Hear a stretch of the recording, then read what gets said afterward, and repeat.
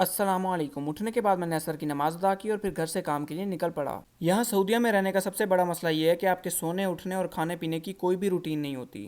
گھر سے نکلنے کے بعد میں نے ایک کلائنٹ کا یہ بھاری کارپیٹ اٹھایا جس نے مجھے نچوڑ لیا، اور جو لوگ یہاں سعودیہ میں رہ رہے ہیں وہ یہاں کی گرمی سے اچھی طرح واقف ہوں گے۔ اور پھر اس طرح میں کام فائنلائز کرتا ہوا شاپ کے لیے نکل پڑا، اور شاپ پر پہنچنے کے بعد میں کام پر لگ گیا۔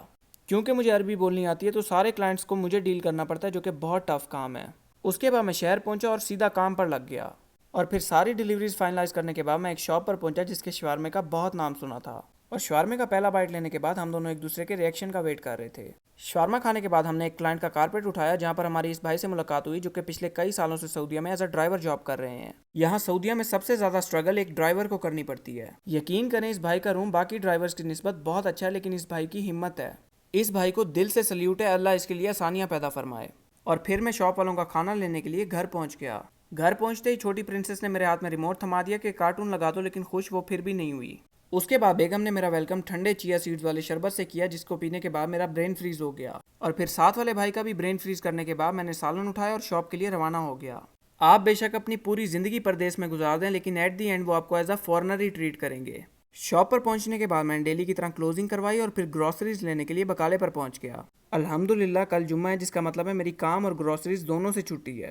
اور پھر گروسریز کی لسٹ کمپلیٹ کرنے کے بعد میں گھر کے لیے نکل پڑا۔ پورا دن کی بھاگ دوڑ کے بعد فائنلی میں گھر پہنچا، اور فریش ہونے کے بعد جب میں کچن میں پہنچا تو بیگم پاستا بنا رہی تھی، اور بڑی آسانی سے پاستے میں کریم ایڈ کرنے کے بعد میں نے سارا کریڈٹ چرا لیا، اور کافی دیر کی محنت کے بعد پاستا ریڈی ہو چکا تھا اور وہ کچھ اس طرح کا دکھ رہا تھا۔